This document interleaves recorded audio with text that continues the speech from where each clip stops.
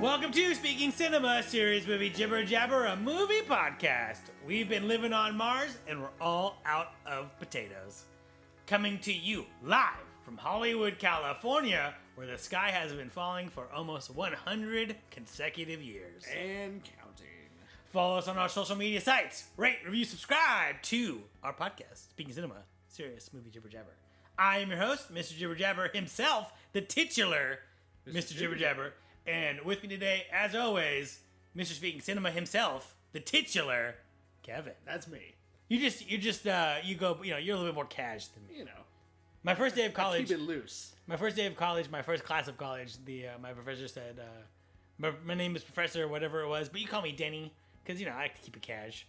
And he's trying to connect with his fellow kids. I think a little bit of my brain just kind of melted out of my ears. But. Yeah. Last episode, we counted down our top movies of the year. This episode, we're going to wrap up 2016 and take a look into the future, 2017. Our future glasses. We're going to keep the hoedown going. We're just going to right into it, This Kev. is a 2-episode hoedown. It's a big hoedown. I was going to ask you about New Year's. You know what? Fuck it. Let's get right back into 2016. Go right into it. We're going to do what we always do, or what we've done once before, and we'll always do now.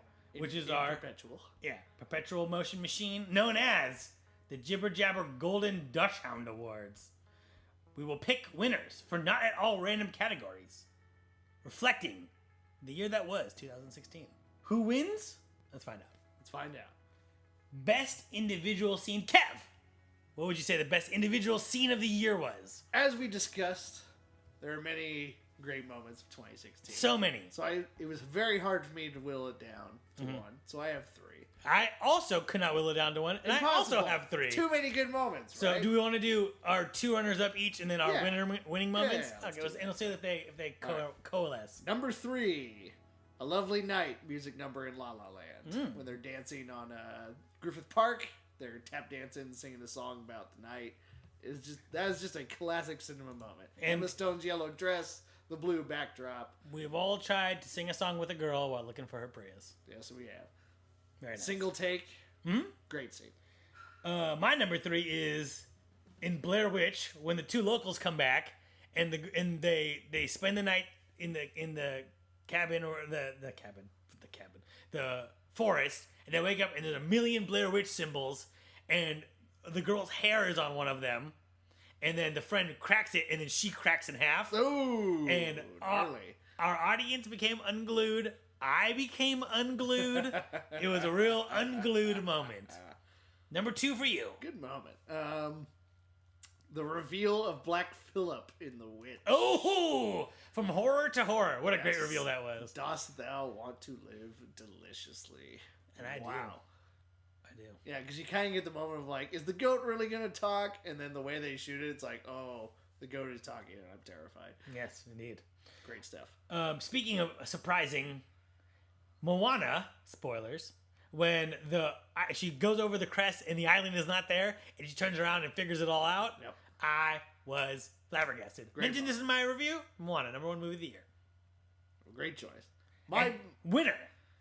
My pick for scene of the year, in a movie full of dramatic moments, in a movie full of funny moments, or I shouldn't say movie, in a year full of big dramatic scenes and funny scenes, I took a scene that works not just within the context of the movie, but completely out of context as well. It's from Hail Caesar. It's when they say, would that it were so simple.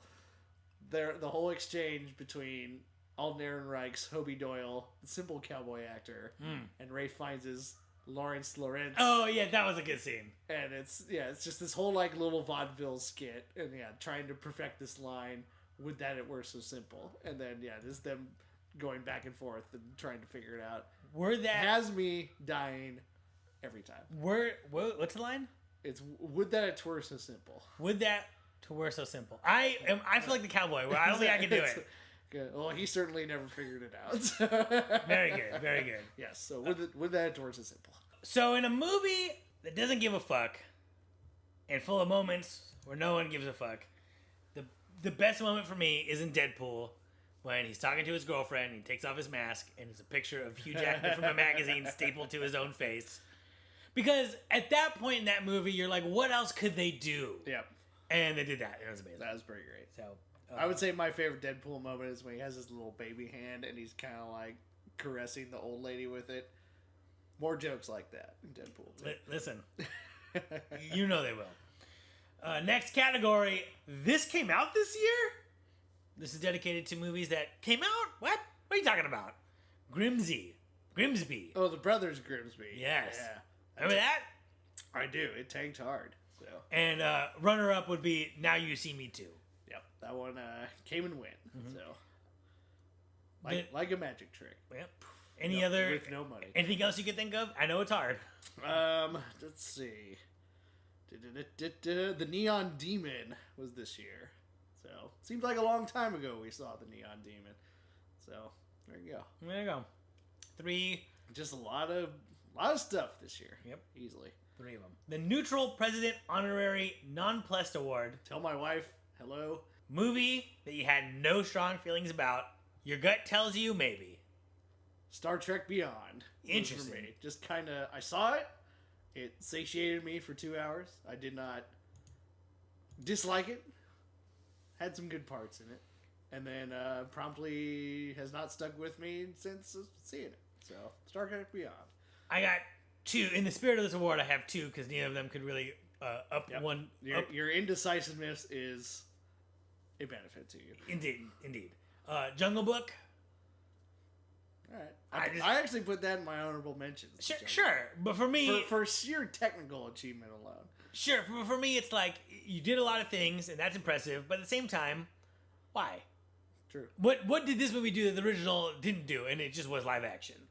Pretty much. And it had Christopher Walken. And then 2 would be Mike and Dave Need Wedding Dates. Just sort of happened and then didn't. Right. It's a funny movie. It's not super funny. It's not, not every joke lands. Elicit light chuckles. Yeah. Everyone who stars in it is like my favorite. Aubrey Plaza, love her. Anna Kendrick, love her. I never thought I'd say this, but Zac Efron, he's a funny dude. He can do comedy in the right situation. Yeah. So, and then who's the other guy in that? The guy from Workaholics, yeah. Adam Devine. Yeah, he's also a really good guy that I look forward to seeing in movies. So I don't know. I didn't love it. I didn't hate it. It's just a very middle movie. It was a movie. Yeah. It'll be on Comedy Central. Yep. Probably soon. Probably very soon. I would guess. And that's where it'll live. There we go. And hopefully some young kids will blow their mind. Best movie going experience, Kevin. What was yours? I'm doing one that we went on. And friend of the show, Crystal, went on. Double feature. We saw Green Room and The Invitation back to back. That Green Room crowd was great. Feeling like the squirmy moments, like when his belly gets sliced open and people were just like, "Oh no!" That was great. And then The Invitation was kind of this great little dessert at the end of that movie going experience. We had a good Q&A after that with 2 of the actors. It was a fun time. A great one. Yeah, that was on a double feature by design. But yeah. we chose to make a double feature. Exactly. Got a little burger in the middle. Some umami burger. In the middle I had a salad because that's when I had to stop. I had to cut back on the red meats. But a pretty shitty year. My best movie going experience is also with Crystal when we went to the Ring U, and then The Grudge, and then Sayako versus Kayako. I don't think I'm saying that right. Of course. So it's The Ring, The Grudge, and then The Ring versus The Grudge. And that was at the Cinefamily Theater, right? Yes, and they gave us free soba noodles too, and a mochi. Soba noodles. Very good. Yeah. So that was great. I'll also throw in when we saw Faster Pussycat Kill Kill at the New Beverly. Also a great time. That was a great time. It didn't make my list because I feel like that movie let me down a little bit. And that movie, I had a really bad sunburn that day too. And I remember that experience. You were. People were like, "Can you please just turn down your skin?" Pretty much. And we were like, "No, we can't." It was radiating. Yeah, you were glowing. Yep. There was a glare off your skin. I believe it. To the screen. Next award. Movie that everyone else liked that you didn't. Manchester by the Sea. I thought you liked that one. But not like in the head over heels. Oh, okay. everybody likes it, apparently. It's your Mike and Dave Need Wedding Dates. Yeah, potentially. It was, in the moment, I was like, I get what they're doing, but it's not really moving me right now. And then even on reflection, it's like, it's not really doing it either. Yes. So I see the craft behind it, and the performances are good, and it's an okay story, but I just don't quite get why everybody's falling so head over heels for it, though. Mm-hmm. So there you go. I would say mine is La La Land. Ooh. But here's the thing. It's kind of like the same situation with You're Manchester by the Sea, right? I think it's a good movie in that it is well made. And it actually says a lot of relevant things about our generation in a way that is not condescending. Right? Yep. Like wanting something and just failing. Yep. Right? And then hopefully eventually succeeding. But then you get to... The problem is the marketing. Because the marketing says this is a Hollywood musical in the old time style. That's not really what the movie is. The movie is an indie drama that is a musical that harkens back to days of yore, right? Because me and Emily, we watch a lot of musicals. Watched On the Town, my favorite musical, last night. All right. Referenced in La La Land. But that's like a fucking musical with a capital musical. You know what I'm saying? Yep. La La Land is not like I think La La Land lacks stuff that would make it a musical. Like there's when she's working at the Starbucks on the lot, and that should be in a song, right? About how she's working at the Starbucks, she's stuck in traffic, now she's at the audition, right? There wasn't that like transition. I don't know. I just feel like there wasn't enough musical numbers in it for it to be like an old time musical, right? Sure. Like I wanted them to have an I Want song. Like where's my I Want song? You know what I mean? Do we need an I Want song? I'm just saying, does it not have an I Want song? It does not have an I Want song. Not in the way that I wanted it. And two, if you don't need it. You needed your own personal I Want song for La La Land in the theater. The problem is there's no rule that you have to do an I Want song. But don't tell me it's a classic when you're not doing the classic shit. Do the classic shit if it's a classic. If it's a new whatever, then you absolve from the burden of that. You know what I mean? All right. It's like, you know, saying it's a Western, but there's no horses and no guns and no nothing, and it's actually a drama. It's like, okay, so it's not really a Western then, right? No? I don't know.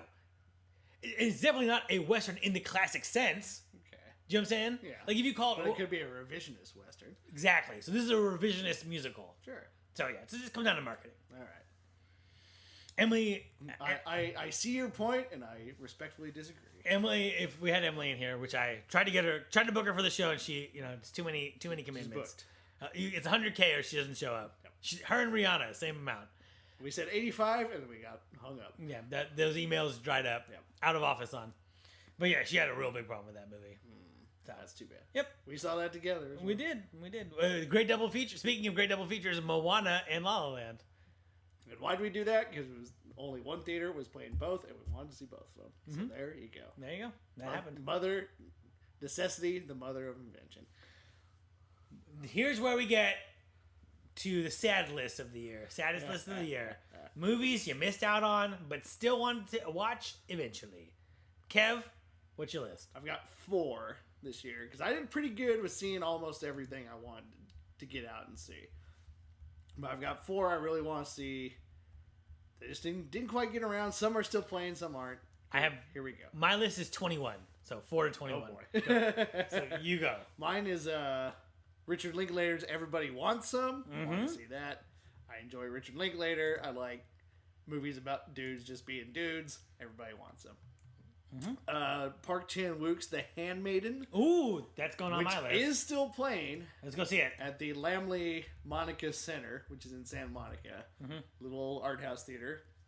Still playing all next week, so check that out. American Honey, I was really intrigued by. Shia LaBeouf in a supporting role, I believe. It was a 3-hour movie, so you kind of have to carve out a little chunk of time in your schedule to do that, so didn't get around to it. It left theaters. I believe it is on Blu-ray now, so I'll rent it soon. And this just came out, so I just didn't have time to see it before the podcast. A Monster Calls, Jay Bayona's new film. Looks really good. I said it just literally came out last week. Hey, I mean that guy who started talking to us outside of the Cine family really loved it. He loved it. So also that dude. That was a dude. So, but yeah, A Monster Calls. J. Bam. You know, he got hired to do Jurassic World 2. The guy who directed Monster Calls. Really? Yeah. Well, interesting. He's in charge. Interesting. Large and in charge. So my list now 22 deep. The Forest, Kung Fu Panda 3, which my cousin told me was great because she has a kid and she has to watch nothing but these kinds of movies. Is your cousin 6 or is your cousin, she's 36? Yeah, she's 36 and she has a 2-year-old and she's like, I watch all of these movies. But my little 2-year-old cousin apparently loves Kung Fu Panda at the expense of everything else. Yeah. I mean, that's a good one to like. Everybody loves Star Wars and everybody loves Frozen. Yeah. I think get that Kung Fu Panda. I think she wants it. She wants a chubbier protagonist to match those chubby cheeks. Trolls, Office Christmas Party, Hidden Figures. I heard Office Christmas Party was horrible and not worth your time. Listen, from multiple sources. I'm always looking for good holiday movies, so I look high and low. This is certainly a holiday movie. High and low. It's full. I mean, it's full of funny people. It's full of funny people. Apparently, they do nothing with it. So, Hacksaw Ridge. I saw that. And I think Mel Gibson played it safe a little bit. I expect a little more bonkers, wackadoo stuff from old Mr. Mel, and I think he kind of played it a little safe. Got him the Golden Globe nom. Got him the nom. So there you go. So apparently the although I saw it at like 2 in the afternoon at the AMC in Redondo Beach because that was the only place it was playing near me, and the older crowd that was there lapped it up. They loved it. So they were clapping at the end and were exuberant. So hardcore sexism, misogyny, and overall bigotry. I guess the statute of limitations has been reached. So good for him. Edge of 17. I wanted to see that. Didn't get around to it. Magnificent Seven, a remake that I will accept every 15 years. Just watch Seven Samurai. Watch Seven Samurai. Listen, if you get a number of cowboys, in this case 7, and they gotta go do something, I'll watch that movie. All right. Same with Conan. Do you have to call it the Magnificent Seven? No. Every time? No. You do not have to call it the Magnificent Seven. You can call Round it whatever up the a posse and let's go on a trip. Yeah, but that's what I'm saying. Round up a posse, let's go do something. I will watch that Western. Yeah. I will watch that Western. The same way with Conan. Give a barbarian a fucking, he's fighting serpents and dragons and shit. I'll watch that movie. It could be called Conan. It could be called something else. I will see that. Yep. I saw the remake and it was terrible. With Jason Momoa. Yeah. Bummer. Kubo and the Two Strings, one of your favorite movies of the year. Great. I just happened to miss it. Great. Bad Moms, Ghostbusters, Star Trek, The Other Side of the Door, Whiskey Tango Foxtrot, Everyone Wants Some, The Bronze, Keanu. Oh yeah, that's on HBO right now. Oh, very good. Cafe Society, Central Intelligence, The Purge, which I want to now go back and watch. The Purge 3. I want to watch 2 and 3. I'm no need for 1. All right. And The Handmaiden. So those are the movies I want to watch. Good list. Missed them. Yeah, I was surprised how many the ones I was like, I want to see that. Almost got to see them all. So yeah, good for you. I try. That's the life. That's the life we want to lead. That's the swinging life we live. Best Speaking Cinema regular listener award has to go to Jake Allen. That's from last year. That's still the same. If you look at this, according to the SoundCloud statistics, the homeboy is completely with us. Jake, bravo to you. Man. Yeah, appreciate it. It's the consistency. Yep. That's the consistency. I'm glad your Buffs did good this year. Even though they beat my boys, the Cougars. I will accept a second winner from you if you have one. If the I'm all about raw stats, and you know what, Jake Allen's listening, then we're in good hands. He may have listened. I think he has more listens than episodes we had. So I'm like, oh boy, he's double dipping on episodes. Yeah, exactly. Jake, you're my man. He's double dipping, and I ain't mad at it this time. Disappointments. This is disappointed. The category of stuff. Not one could argue I was disappointed with Mike and Dave, but not to the point of being like God, frustration. Now, note, our podcast is not about being negative, though we are clearly not afraid to do so. But part of the movie-going experience is disappointment. part of life experience is failure. So this is reflected about that. We should not shy away from that. We're not going to dwell on it. So we're just going to name it, quick sentence why we didn't like it, and then get out. You don't learn anything from success. You learn from failure. You learn about yourself. So, do you want to kick it off or shall I? Suicide Squad. I mean, all right. Suicide Squad is my pick for like 1 through 10 worst movie of the year. Right. This movie is so fucking terrible. It's so bad, so poorly conceived, with so much. And again, if this was some like indie whatever fucking thing, I'd just write it off. No, this is Warner Brothers trying to get in the game of the superhero genre thing with all this hype around it. You're showing a trailer like a year and a half before this thing is even supposed to come out. And it's terrible. It's an absolute turd. It works on 0 levels. It's so bad, I wanted to watch it again because I have a hard time reconciling how much I don't like it. Like, I'm like, maybe I was just like in the worst. Maybe I woke up and felt terrible that day. You know? Like, cause I hate this movie. Yeah. I hate it. So I want to... Hate it. Also, on How This Get Made, the most recent episode of How This Get Made, Paul Scheer said, I saw it in the best way possible on an airplane where I turned it off for 20 minutes. Well, that was very funny. Moving on. We could be here all day. There are episodes where we talk about Suicide Squad at length. X-Men Apocalypse. Just, I think, a real missed opportunity. Just really justifying the argument. People say that superhero movies are all the same. This is more of the same.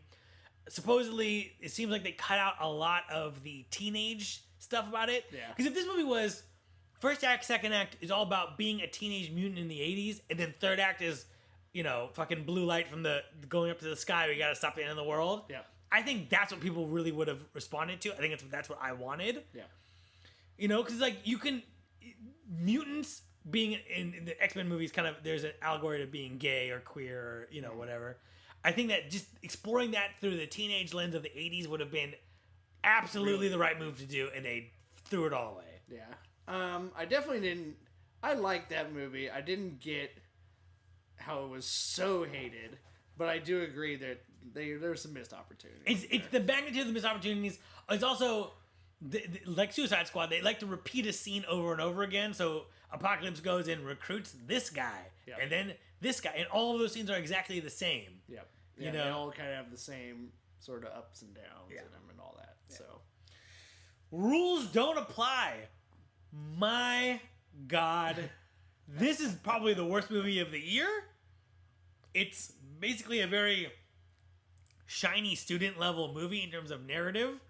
Like it looks like a movie, but like it doesn't play like a movie. yeah. And hadn't had an experience like this in such a long time. Suicide Squad doesn't come close to how much I wanted to leave the theater. Like I was trying to fantasize about other things in my head. I was like trying to think like, oh, man, Rogue One's gonna come out in a couple months. What's that's gonna be like? I was trying to go to a happy place. That movie is just. I almost gotta see this now if it's that bad. I just hated it, man. Warren Beatty's like fame has always confused me. It was biblically boring. He has been the king of just some real epic stinkers, you know. Like I think State in Maine or something like that was one of his, and that tanked hard. And It's no Bullworth. it's no Bullworth, that's for sure. And Dick Tracy was kind of a big flop, and yeah, his fame baffles me. Indeed. Do you want to go with one? No, I mean, mine is like, actually, you know, I've got one more to prove that it's not just the big studios that can fall on their face. Even a micro-budget movie will sit through and go, man, that just does not work on any level. The Love Witch we saw recently. That's a 2017 release. But we saw it this year. This year's 2017. But it came out last year. Did it? Technically. Yeah, Oh, wow. IMDb says 2016. Listen, I'm not going to argue with you. Go ahead. Anyways, IMDb says 2016. So this is like a micro budget, kind of trying to throw back to a Mario Bava's Dario Argento style thing, and it's an exercise in complete style, not a lick of substance to it at all. Well, I only disagree in that I think there are moments of substance, and I think once you are away from it, you kind of see that what the messaging is. You know what I mean? It's just the experience of experiencing that is a very boring, negative one. I never get a sense that the filmmakers know what they're doing. And there was never a sense that they were really going for something. Yeah. It was always kind of like dipping their toe into the risque pool. But I would like to see I would like a woman that we know to watch it and get a woman's perspective on it. I feel like as dudes, maybe, and maybe we're not I don't know. It just felt very on the nose. Like, she's confusing sex and love, and she's trying to, make herself the male ideal to get love, but then when she's not satisfied, she leaves people. You know what I mean? And it's like, and then there's a murder subplot thrown in there, and it just doesn't. It knows it's definitely purposefully trying to have a level of camp to it, but it has no idea how to get there. I think. Yeah, it knows what film stock to use. It knows what equipment to use to make it look like the thing they want it to look like, but they don't actually know how to do the thing. It has cocoa powder, flour, water, and eggs, but somehow it's just not a cake. Somehow they made like a really shitty soup. On that same note, I feel the same way about my other pick, which is Neon Demon, which I feel like is just visually lush, but not narratively satisfying. And what's interesting is I think that both these movies, the points they're trying to make are things that we can kind of get behind. Yeah. But it's the execution of it that just doesn't feel right. You know what I mean? I'll defend Neon Demon a little bit in that I think I do get the sense that, like, Nicholas Vindig Refn knows exactly what he's doing with it. But I think it's kind of an abstract story, and it might need a few viewings to really soak it all in. That being said, is how many times a day are you going to watch the Neon Demon? It's a tough watch. So. Well, that's the thing, is that I don't even feel like it's something you could put on the background and just kind of have a visual stimulant. Yeah. Because it's not I don't know. So some good performances in it, but I think kind of it really lives up to the criticisms of him as a artist. I agree. I mean, and we kind of saw that. We were lucky enough to go to a Q&A with Nicholas Vindig Refn and the Cliff Martinez, the composer, who, did you know, used to play in the Red Hot Chili Peppers? I believe I found that out at that Q&A. Yeah, it was pretty great. Yeah, but yeah, I think as much as I took away from that movie, it's one of those, I personally enjoyed it, but I can totally get why somebody wouldn't dig it. Mm-hmm. So, totally fine. All right, so I'm gonna go quick through my rest of them. A lot of disappointment this year to me. I think last year I didn't have as many disappointing things. Higher highs, lower lows. I think last year was much more in the middle. Hail Caesar, I just wanted more to chew on. I wanted there to be a more centralized plot, a more centralized mystery. I feel like the mystery that they had kind of in the end didn't really matter. Number 10 on my list. Great movie. Fair enough. My Big Fat Greek Wedding 2, I will defend my Big Fat Greek Wedding as a funny, enjoyable, romantic comedy kind of movie that you can watch with grandma. My Big Fat Greek Wedding 2 is just plain rotten. It's not funny. It's trying to be of its time now, and it just kind of feels like it's giving lip service to that. It's just not... It feels like a studio movie that got greenlit because it's like, we need something in February, and you're going to be it. Exactly. And it just wasn't ready, and it wasn't there. And the most interesting story, which is the girl growing up, and in the trailer, there's a line where she says, why do parents tell you can do anything when they say that you could, they don't want you to, as long as it's not away from them or whatever. That is an interesting idea that is just not explored to its fullest. Okay. A Bigger Splash, Dumb Twist. Twist. It was M. Night Shyamalan level twist. I also watched that movie on a plane. The same flight, actually. I watched Sing Street on. And I was with that movie for 3/4 of it. But boy, that they have the twist and they have no idea what they're gonna do with it. So. And the twist is just feels very pulpy. It's a remake, so it's taken from that remake, which is a very pulpy twist for no reason. Yep. And it's like it just doesn't make any sense. Now, Dakota Johnson, fucking fantastic. Tilda Swinton. Tilda Swinton is a golden god, and especially in this movie, she don't give a fuck, and it's great. And then Ralph Fiennes is also great. Ray Fiennes just needs to forget this whole drama thing and just do comedies. He's the funniest dude. That movie justifies its existence alone in the scene where he's dancing to the Rolling Stones' Emotional Rescue. Yes. That is just like pure joy and like why you go to cinema. Which makes it that much harder to swallow the pill of that movie just taking an absolute wrong turn. Also, a rare movie with full male nudity, and a rare movie where he's running to the pool and he's like shimmying out of his clothes, and then he jumps in, and it's like with the most childlike glee, and it's just like, you motherfucker. Yep. So good, but terrible ending. Yep. Okay, last two. Morgan just never really goes. Another interesting idea that just not really interestingly explored. Morgan. And Money Monster, starring George Clooney. and directed by Julia Roberts, I believe. Jodie Foster. Jodie Foster, and starring Julia Roberts. The only review I need to read of that, somebody's blurb said this would have been the best picture frontrunner in like 1995, and I was like, I know exactly what kind of movie they're trying to pull off. I would disagree with that. This feels like this feels the same way as My Big Fat Greek Wedding 2, where it feels like they started shooting it and it wasn't ready, because like stuff happens in it where it's like, you know, characters are killed, and then there's like a no sell the next scene where they're like, okay, well, whatever. It's like, someone's pointing a gun in your face. You're not gonna. This will ruin your life. Yeah. It's the worst of Hollywood not being able to like reconcile the reality of a situation. If someone pulled a gun on you while you were on live TV, you'd probably ruin your whole. So it just didn't work. Let's get on to let's end this 2016 retrospective with our honorable mentions, movies that just too many movies for a top 10. So we gotta honor the ones that didn't make it. Okay, we want to do rapid fire? For rapid fire, I've got The Jungle Book for sheer technical achievement. The Witch, because that was great.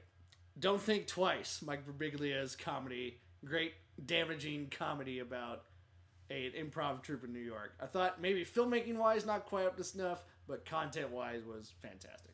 Pride and Prejudice versus Zombies. It's a movie that is not made for the American audience at all, because it's Pride and Prejudice, and then Zombies. I think people don't understand what this is and think it's like a parody movie, but it's done really honestly. There's some really great performances in it, and it's just really fun. It's just really fun. All right, maybe I'll give it a chance here. Neon Demon, we just talked about. My next one. The Invitation, the third most tense movie of the year, and I had two on my list already. Just the third one just didn't have any room, but a fantastic movie with a real great ending. And if this was like our top horror movies of the year, definitely would be on the list. I would, funny you say that, because that's next on my list, The Invitation, Karin Kusama. The thing, there's nothing wrong with this movie. It's great. I would say, I don't think it quite has enough plot to be 90 minutes. I think it's a really good hour-long, like almost a Black Mirror type episode. Yeah, and now that you say that, it doesn't quite have the meat to go the full way, but it's a great ending. It's a great premise with many great scenes and many great performances. Some parts maybe don't quite are up to snuff, and maybe that's what holds it back. But it is very much a worthy movie. But I will say that the mysteries going on in that movie keep you guessing. You think like that character, he must know something. And then so. Very good, very good. Good slow burner. On that note, Don't Breathe. Don't Breathe was good. Fantastic movie, super tense. A lot of people, and I respect that movie because it gave people a lot of reasons to not like it. I mean, sure. there's a lot of not likable characters, and we're talking to the weird guy out front of Cinefamily. He's like, there's nobody to like in that movie. It's like, yeah, that's the point. It's a challenging movie. Also, that guy was a very... he was also curious where the weed was. He was curious where the weed was, but he was also very curious photo lens into, like, Southern America, where he's like, why would the Iraq war vet be a bad guy? It's like, well, not all war veterans are good people. Yep. And this concept made no sense to him. Way over the head of Tennessee boy there. Yes. But, dude, I hope he found his pot. Yep. I've got Green Room next. I know that was in your top 10. I almost put it in mine. I feel they just didn't quite stick that ending in Green Room, I thought. But it's an unbearably tense, great movie-going experience. They just didn't quite have that last little to put it over the top for me, but it's, for a second film, I should say, not just for, that seems like an excuse. It's only this guy's second film, and he's doing great stuff. So, Green Room. Oh, indeed.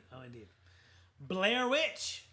A lot of people fucking hated this movie. I thought it was a really good found footage movie, a really interesting Blair Witch movie. Some things that I don't like, some horror cliches of characters, making dumb decisions on purpose or being stubborn on purpose. But you know what? Like, people are stubborn in life, and people make the wrong decisions in life. Some guy, this guy was playing Resident Evil 7, which is kind of the same aesthetic, and he's like, I found myself, there's a character burst out and he's gonna kill me, and I found myself running up the stairs instead of out of the door, and I was like, why did I do that? Yeah. But so I feel like sometimes horror cliches get a hard rep, and I think this movie came out at all of the wrong times. If it came out 3 or 4 years ago, it would have been, I think, a lot better received, to trend past its time. But I really enjoyed it. I really enjoyed what it did to the lore. It was scary. All right, I'll check it out sometime. You weren't there? No, I wasn't there. Was that me and Crystal? Yeah, I wasn't there. I in my memory, you were definitely there. I was not there. No. Maybe that was the Blair Witch. Fucking with you. I believe it. My next movie, keeping in the horror vein, The Shallows. What a great little genre movie. Second best shark movie of all. Also on my list, I'll fully admit that. Second best shark movie of all time, which that's no small feat, I'd say. I'm gonna say spoiler alert coming up here, just so you do it. They found a new way to kill a shark. They didn't just blow it up. And they did something cool with it too. Thank you. And that's the thing, is that people had a real problem with that ending. Fuck all of you. Yeah, fuck all of you. Because I don't know. What do you want? Yeah, you want to blow it up? That's what we do in every monster movie. And they tried to do that, or I shouldn't say they tried to. I think they purposely make a nod to that of she tries to light the shark on fire, and it's like, oh, we're gonna blow the shark up again. But it's like, no, we're nowhere near killing this thing. I would love to watch that movie in 3D. Yeah, also, people are like, oh, the CG is not that good. I'm gonna say it right now. Jaws, one of the best movies of all time. That shark looks fake as fuck. Yep. But it doesn't matter because that movie is so well made that you don't care. So shut the fuck up with that. It doesn't look good. A, it does look good. And B, the best shark movie of all time has a shark that's just... So, stop it. Doctor Strange. Doctor Strange? See, I wasn't a big fan of Doctor Strange. I loved it. Loved it. We can move on. There was cool stuff. All right. I've got Zootopia / Moana. So kind of lumping those two together. My top movie of the year. Yes, it was. They're great. Only gets to my honorable mentions. Sayako vs. Kayako. Just a real fun movie that knows what it was doing. It was what Freddy vs. Jason should have been. Do you have to see the previous two to really get it? Or no. You just dive right in? They explained it pretty good. They give everyone a refresher. There's some new rules that I think they've... In Japan, those movies kind of changed the rules a little bit about those characters. Well, there's a lot more sequels, too. Yeah, and multiple branching sequels, too. Yeah. So it was just real fun. And there's so basically one girl gets the one curse and one girl gets the other curse, and then there's a paranormal investigator that's trying to use the curse to cancel each other out. Oh, okay. But it's done with a wink, and it's real fun. That's a little better way to do it, I think.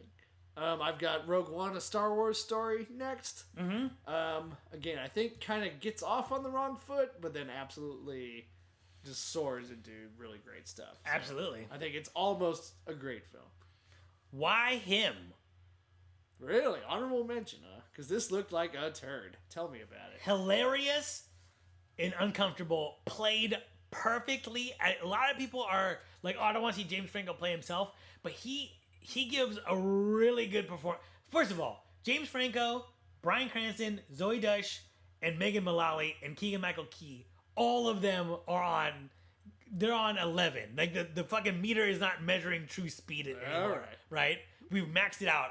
They're all going for it. It's super funny. It's a movie you really should see with an audience. Okay. There's so many, people were squirming so hard in the theater. It was really funny.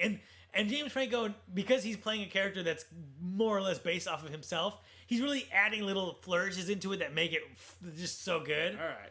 And it's just an enjoyable movie. And it doesn't do those cliche things where, so James Franco is a Silicon Valley billionaire, so he's eating your kale salad or whatever. No. What's that kind of food that's intentional gastronomy? Oh yeah. So it's all the sciencey food, you know? Yeah. So he's really into that.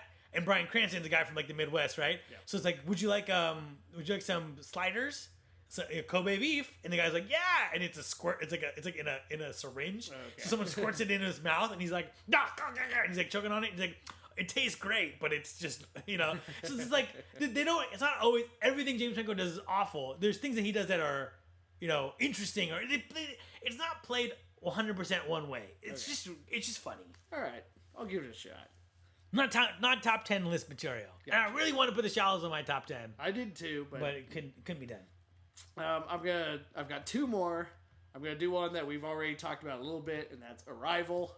It was in your top 10 list. I thought I'd put it in there. I want to see it one more time before I really make an assessment on it. Yep. So, but Denis Villeneuve, just the hottest director in Hollywood right now. Good on him. Can't wait to see Blade Runner 2049. Absolutely. Looks good. And last one?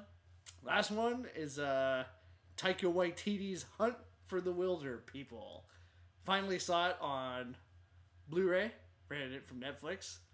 Fun little adventure movie, with some very poignant twists, and it's a good story, and it really makes me excited for his take on Thor, which is coming out this year. Indeed. So, good on him. My last two, Nice Guys, everything that you said, I echo it. Great movie. Hardcore Henry for being not top 10 material, but it's something that no one said was possible for so many years, which is a truly first-person movie, and to boot, an action movie, and really, it's a video game adaptation of a game that doesn't exist, and it's just it just knows what it wants to do and does it 1,000%. Yep. I mean, it was a fun movie. I'll agree. Right, a fun movie and a worthy experiment. Is it the best action movie ever? No, not by a long shot. But in this year, worth noting, they really went for it. Somebody finally just said, you know what, we're gonna do it. Yeah. So, those are your 2016 Golden Dash Hounds. Thank you for staying with us, hearing our thoughts, going through all of these movies. I hope it inspires you to see the ones you missed and have your own discussion. So can we reflect on this year now that we've gotten through, the things that we liked and didn't like? Sure. And I just want to say, people complain that there aren't enough quote unquote adult movies. And I'm not one of them because I have anxiety over those. The Lion almost killed me. It almost killed me to see that movie, Kev. The amount of anxiety I had in that theater watching that movie was unbearable. Wow. I like it. And then I was listening to our episode last year, and I was saying I hadn't seen Spotlight then because I was like, I don't want to see that. And I watched Spotlight, and I loved it. Didn't want to see The Lion, saw it, loved it. Didn't want to watch or see Spotlight, watched it, loved it. So Brooklyn didn't make my top 10 list last year for some reason. That doesn't make any sense. I love that movie. So I'm just a child, is what I'm trying to say. And I want robots, and I want aliens, and I want slashers, and I'm a big baby. And that's how I like it. All right. Doctor Strange. But don't be afraid of it, is the thing. Don't be afraid to go see an adult story that's going to challenge you. No, Kev, you're not listening. I am afraid. Don't be. Don't be. It'll make you a better person. I mean, that's true. It'll make you grow. I know that's true, Kev. Lobsters shed their shell because they're uncomfortable in their own skin at the moment. So they have to shed their shell and grow. Mm-hmm. So be a lobster. It's deep. Chomp chomp. Chomp chomp. Chimbini chimini chomp. Also, I'm going to throw that movie on my movie everybody liked that I didn't personally. Was The Lobster. I need to see it. Good concept, and I don't know. They ran out of steam halfway through. It happens. They didn't steam that lobster. I will say that also in 2016, nothing is a surefire bet. No. Nobody knows anything. In the literal definition of, you just don't know.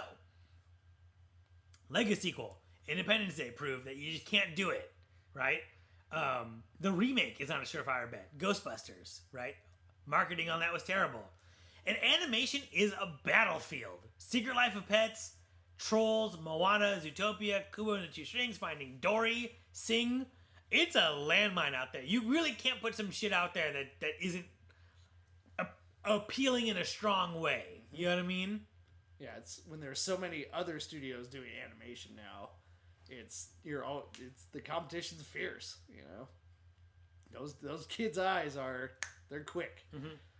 And no one seems to be able to, because best animated picture this year gonna be definitely Moana or Zootopia, and it's a toss up between the two. Yeah, maybe a Kubo upset in the works. If they split the vote, maybe we'll see. But I feel like Disney's too organized for that.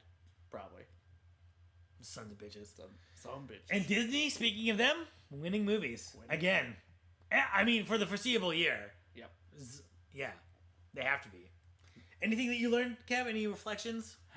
Just in a year where nothing else really worked, you can always find solace somewhere. So it was a rough year for a lot of people. I would say especially for me. but it was, you keep doing what you're doing. You keep going out there and you go see movies and you go do stuff, and you just don't. There's no reason to become a hermit. Just get out there and keep living your life. Sports wise, same thing. It's like, if your team sucks, it doesn't go to the game, go support them, go have fun. Nope. Niners are trash. The ownership is garbage. Fuck that team until they get a new owner. I may have a different perspective if I was a Niners fan. So. Indeed. Speaking of other mediums, whose 2016 greats do you want to recognize on this episode? Not in movies. Anything? I would say the best album of the year is probably Frank Ocean's album, Ooh. Blonde.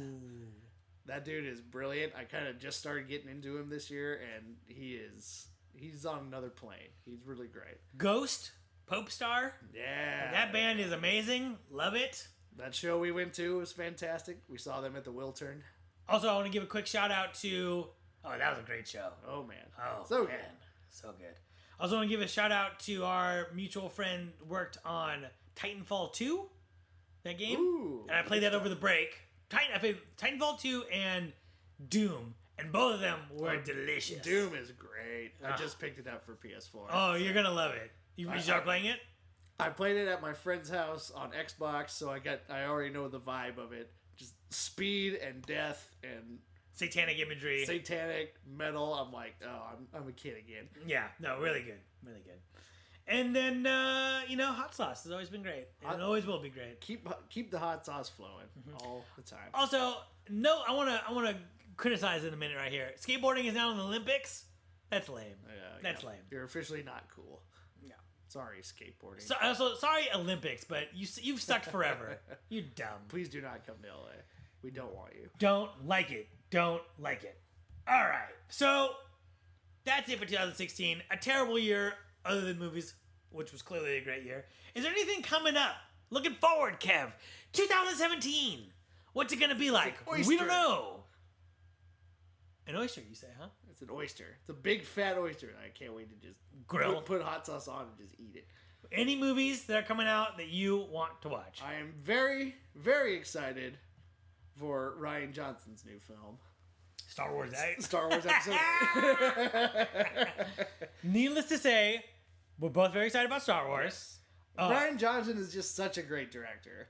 And even if it wasn't, you could just say a Rian Johnson movie starring Adam Driver, Daisy Ridley, Oscar Isaac, Carrie Fisher, and Benicio del Toro and Laura Dern. It just so happens to be Star Wars Episode 8, so... Yeah, give that to me right now. Give us a title already, Disney. Jeez. Nah, they're still rolling in the slop of Rogue One. They want you to beg for it, homie. They want to hear you speak. They want me to be like, you want the Episode 8 title, don't you? They'll give it to you at the D23 or at Comic-Con, but not a minute before. Not a minute. They want me salivating. So looking at 2017, the release schedule, note, card subject to change. Yep. But looking at it based off of what is in Wikipedia, article year in film 2017. There's a number of movies that I'm very interested in. So I'm actually, I was like, I don't know what's coming out next year. It's probably going to suck. There's some interesting We kick off the year. John Wick and Lego Batman come out on the same day. Oh, man. John Wick 2. Yes. John Wick 2. So that's going to be I can't believe we get that in like a month. I forget when some of these movies are actually coming out. Right. Oh, wait a minute. We get a new John Wick. The future is now. Shit, yeah. A week later, A Cure for Wellness comes out. Ooh, Gore Verbinski's new film. Horror movie. Visually stunning. Mm-hmm. Comedy Fist Fight comes out after that. What is comedy? Oh, Fist Fight. It's comedy. I thought the movie was Comedy Fist Fight. That's a good name for a movie. That's a good name for like a comedy special. So, what is Fist Fight about? It's that one with Ice-T and the guy from It's Always Sunny in Philadelphia, where they're teachers at a school and they're going to get into a fist fight. Oh, Charlie Day? Yes. Okay. Funny trailer. All right. I'll check it out. Get Out, which is Jordan Peele's horror movie. Okay, yeah, I heard. You saw the trailer? I have not watched the trailer. That trailer scared the fuck out of me for some reason. I don't know why. All right. I'll check it out. But it did. Logan, which looks amazing. Hopefully, the Wolverine wasn't very good, though. I didn't think. I like the Wolverine. Wolverine. It's the same team behind it. But knowing that it's going to be like his last stand as Wolverine, it's like, you got to think they're going to go full out. I think that Deadpool meets Wolverine movie is all but confirmed. a lot of people are talking about it. Filmmakers are talking about that movie. The guy who wrote Doctor Strange saw the first 40 minutes. I think Brian Johnson saw the first 40 minutes. Rian Johnson. Oh, Rian Johnson saw the first 40 minutes. Yeah, they screened it at was it some festival? Yeah, and some insider industry festival. And the buzz is very good. Quickly here, Table 19 looks good. Kong Skull Island, I'm very interested in. Yep, I like monster movie in a Vietnam type setting. Yeah, looks interesting. Plus, John C. Reilly makes everything better. Apocalypse Kong. King Arthur, I'm interested in. See what Guy Ritchie's got. Back to form, perhaps. Guardians 2, Guardians of the Galaxy 2, for sure. Of course. Alien Covenant, come on. Yeah, that trailer was great. It's gonna look. Baywatch. Never thought I'd say that. Baywatch. Have you seen that trailer? That trailer was ass. I did not like it. Ooh, strongly disagree. Didn't like it. I am tentatively excited for The Mummy. Yeah, I'll see what they're up to. Cars 3, Despicable Me 3, Spider-Man Homecoming, which is in direct opposition to how I felt about it before I saw Captain America Civil War, but now I'm back in. War for the Planet of the Apes, very interested. Great. Baby Driver. Edgar Wright's new film. And I hope Baby Driver by Kiss is in that movie. It better be, goddammit. Lego Ninja. What if it was only during the credits? Is that okay? That's fine. Lego. Just get it in there somewhere. That is a Kiss great B-side. Baby Driver. Lego Ninjago movie. Oh, man. I'd say their the Ninja toys. Okay. And they're making a movie based on it. I'm too old for that. Listen. I went on record as saying the Lego movie is the worst idea for any movie in the history of all movies.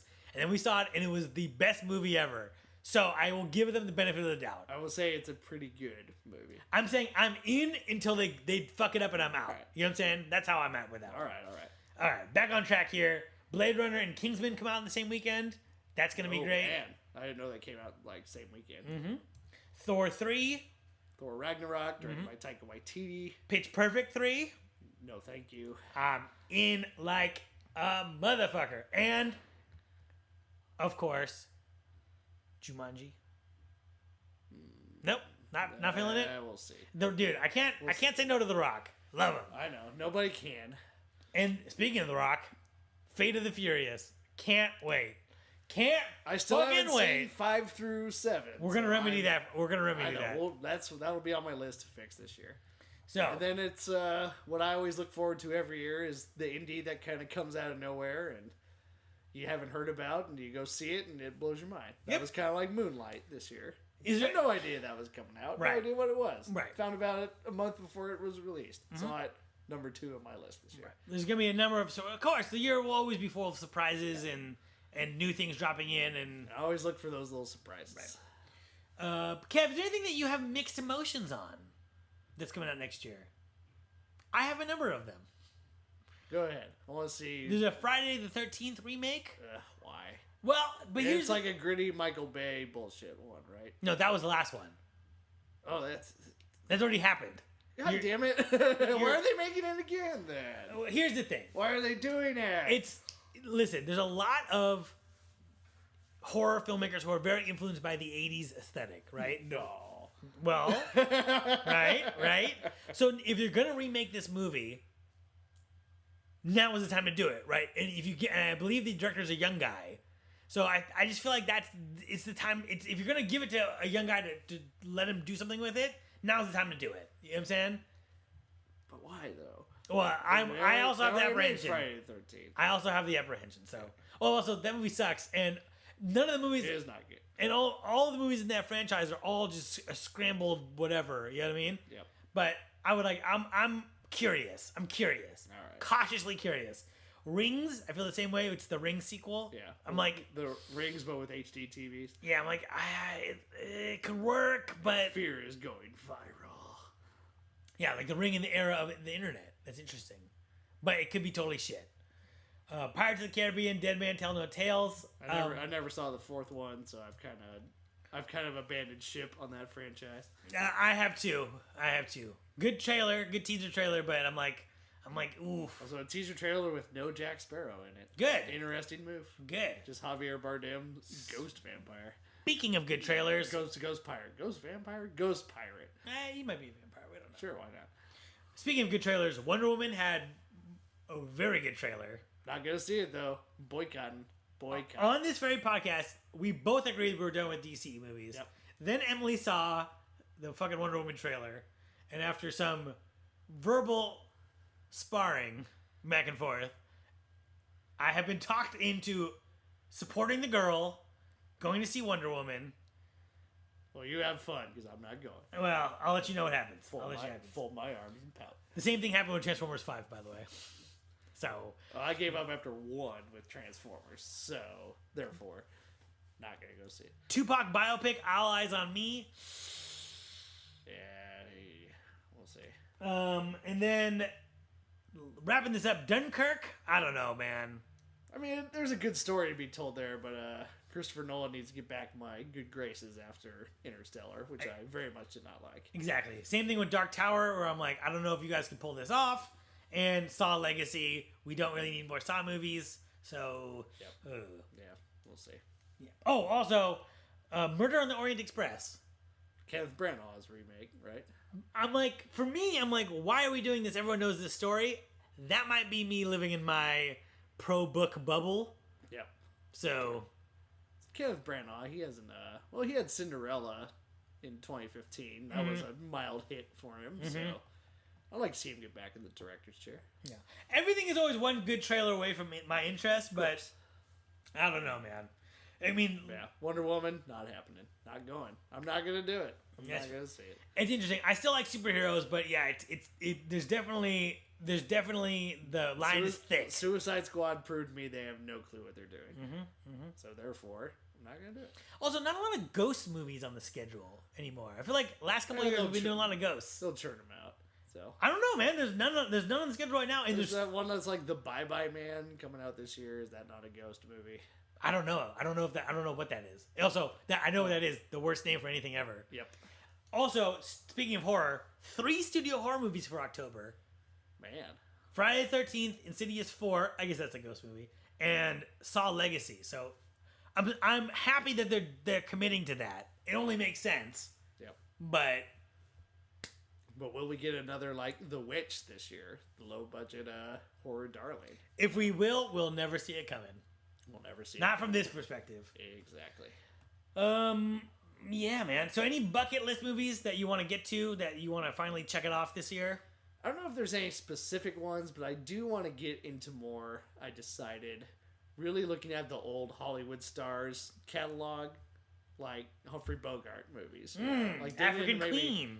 Movies like that, sort of ones that I've just never really took the time to get and really understand why these people have been, their legacy has been secured so much. Like the Greta Garbos and Cary Grants and stuff like that. So I think a few more of those movies get sprinkled into my daily consumption. Very good. Very good. They're great. They're great. So yeah, same with like some directors like Laurence Olivier and David Lean really get into their whole catalog and understand why so many filmmakers are inspired by them and really understand as to why. So go to that New Bev a little more. See some old movies. Also, fuck the New Bev and their stupid Dario Argento fucking film festival. Yeah, come fucking on. assholes. Some of us really want to go to that. Bricks. And some guy who worked there was like, he was like, why, why do you think they're being scalped? And it's like, because it sold out in 30 seconds, you idiot. Come on. Yeah. Last year, I wanted to watch Lawrence of Arabia, Spartacus, The Big Lebowski, and Nosferatu the Vampire. I watched none of those last year. And so this year, to add to my things that I haven't seen yet, I want to add Ladies and Gentlemen, The Fabulous Stains, and The Possession. Or just Possession. So I say, let's make a list of these movies, and let's make a season, and let's just do them. Sounds like a good plan. Let's just do it. I own Lawrence of Arabia, and we can watch it on my 4K TV. That's right, folks. I bought myself a 4K TV. It's great. I would like one. 60 inches. Costco sale. Yeah, Costco sale, huh? Yeah, they had it for $670. Damn, we're talking money all of a sudden. And it's a Samsung one, too. Oh. So it's not like some Mitsubishi off-brand. Remember when Samsung was like, we're doing red, blue, green, yep, and now yellow. Yep. Remember that? Mm-hmm. And how much of a fucking lie that was? I haven't seen yellow yet on my TV. Not a one. What a terrible gimmick that was. Not a one yellow. What a terrible gimmick that was. Color space. It's not how it works. It's not. All right. So, Kev, anything else you want to say looking forward or looking back? Looking forward to a new year. A new start on things. Indeed. As with any new year, just see what happens and consume it all. Yeah. I'm looking forward to a lot of these movies coming out. Clearly my long and boring list, if that wasn't any indication. And a good diversity of bizarro shit. A Baywatch movie. And can they make that their own, you know? Can it just be like a really funny comedy that happens to be a Baywatch movie? Which I think that's the road we're going down. Sure. But let's let it happen. Let's let it go. That's it for us. This episode written by Kev and Mr. Jibber Jabber. Collab. Music by Jeff Russell. We hope you enjoyed this year's Hoedown. We'll be back gibbering and jabbering throughout 2017. Film. Topics. Hot sauce. Topics. The universe. Pluto. Not a planet. I'm cool with it. You know, it's small. It's like a little potato in the sky. Anything you guys want from us? We're here. We're here. Talk to us. Your humble host will listen to all suggestions and judge them accordingly. And then discard them rapidly. Without prejudice. Indeed. Keep it real, y'all. See you in the future.